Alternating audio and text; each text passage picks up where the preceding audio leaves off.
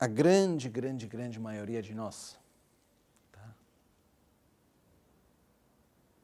Nós somos levados e guiados pelo nosso próprio egoísmo. O egoísmo é a obsessão pela autogratificação.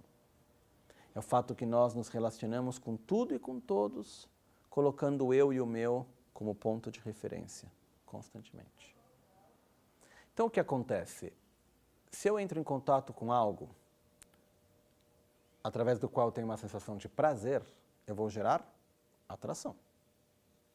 Se eu entro em contato com algo que eu vou ter uma sensação de sofrimento, de mal-estar, eu vou gerar aversão. Esse é o processo natural que todos nós temos. O que acontece, porém, é que nesse nosso processo, a gente sabe muitas vezes que a raiva não é uma coisa boa, a gente sabe que o ódio ao mesmo tempo não é uma coisa boa.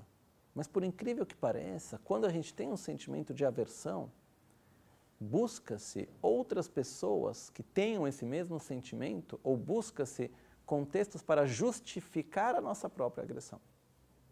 Muitas vezes, quando tem um sentimento de mal-estar relacionado a qualquer coisa, tem dois processos que acabam sendo desencadeados. Um é o processo de apontar o dedo para alguém. A gente precisa encontrar um culpado para o nosso sentimento de mal-estar.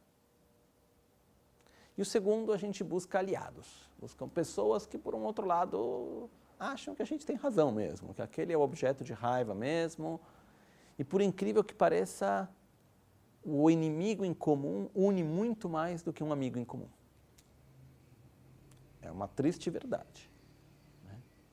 O que acontece é que, diante disso, a gente vai criando fantasmas, inimigos imaginários, que são a razão e a causa do nosso sofrimento. E porque a gente não quer sofrer, eu quero destruir aquele inimigo lá. Só que, na verdade, a causa verdadeira do sofrimento não é essa.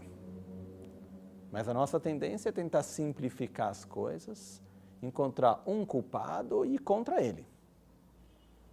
Por um outro lado, o que acontece é que nós somos seres que somos muito facilmente influenciados. Nós somos muito facilmente manipulados. E o que ocorre hoje em dia é que a manipulação ela acontece através da informação. Hoje em dia é muito fácil chegar a muitas pessoas através das redes sociais, por exemplo. E tem muita gente se aproveitando disso também. Só que de que maneira que eu vou manipular o outro? Ou pela atração ou pela aversão. Esses são os dois caminhos.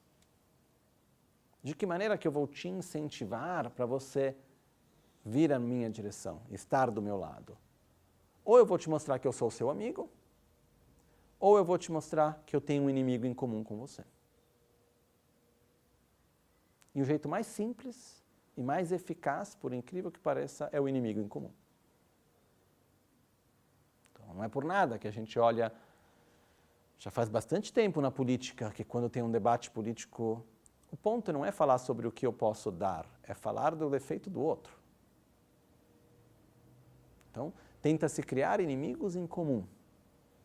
Só que esse processo, a maioria das pessoas não está ciente do que está acontecendo, de que maneira estão sendo manipuladas no processo disso tudo, e acabam gerando sentimentos que acabam sendo manifestados através da palavra, através das redes sociais, escrevendo, de qualquer maneira, de ódio, de agressividade, de violência. Mas o problema é que quando se manifesta o ódio, quando se manifesta a agressividade, ela deixa marcas depois.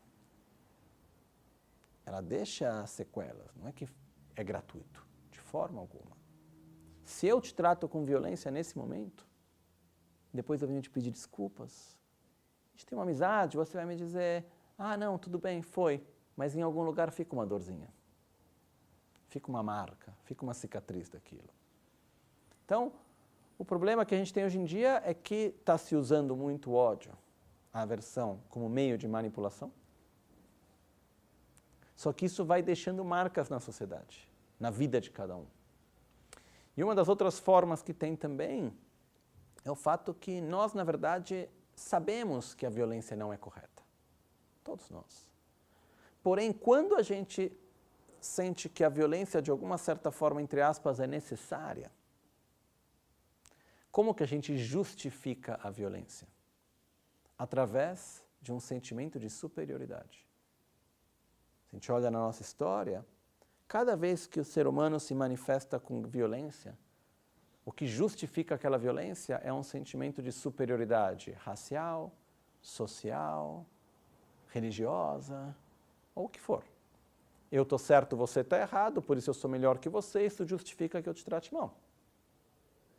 É o que acontece também da relação do ser humano com os animais. Por que toda a violência que é feita sobre os animais é justificada? Porque nós somos superiores a eles. Ponto. É isso que justifica a violência que a gente tem sobre a natureza, sobre os animais também. Qualquer coisa que aconteça ao nosso benefício é justificado, pois nós somos superiores. Só que essa não é uma atitude apenas que tem enquanto seres humanos. Isso ocorre em vários níveis. É só a gente olhar. A vida de um ser humano, ela tem o mesmo valor em qualquer lugar do mundo ou não? A vida de uma pessoa no Afeganistão ou de um americano, diante dos recursos do mundo, tem o mesmo valor ou não? Não tem. Fiz esse exemplo porque tem uma guerra que une os dois. Né? Mas o que acontece é o fato que o que permite que a minha vida tenha um valor maior que a sua? Porque eu sou superior, porque eu sou de uma nação, você é de outra, porque eu tenho uma cultura, você tem outra, porque eu sou de uma religião, você é de outra. E muitas vezes a gente acaba justificando a violência com esse sentimento de superioridade. Isso é muito perigoso também. Então é importante a gente voltar e entender que, na verdade, a gente está todo mundo junto. Todos nós queremos a mesma coisa, a gente quer ser feliz, a gente não quer sofrer. E cada um está fazendo o que está fazendo guiado pela própria ignorância. Só que a gente tem que tomar muito cuidado, porque muitas vezes acaba-se também gerando o racismo do racista. Violência contra a violência. Ódio contra o ódio. E não funciona. Ódio não cura ódio. Violência não elimina violência. Apenas respeito, amor. Isso sim. Mas é muito difícil de não cair nessa armadilha. A gente precisa ter muita força, muita clareza para não cair nessa armadilha. E o perigo é que hoje em dia essa armadilha está presente no nosso dia a dia.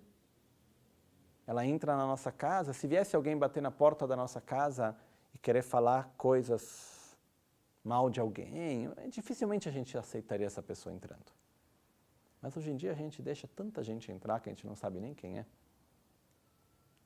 Quando a gente encontrar alguém, a gente se pergunta, mas o que essa outra pessoa dizendo é verdade, não é verdade? Por que ela está me dizendo isso? Qual o interesse que ela tem de vir aqui na minha casa me dizer essas coisas? Mas hoje em dia a gente deixa tanta gente entrar sem nunca se perguntar. Isso é perigoso. Então,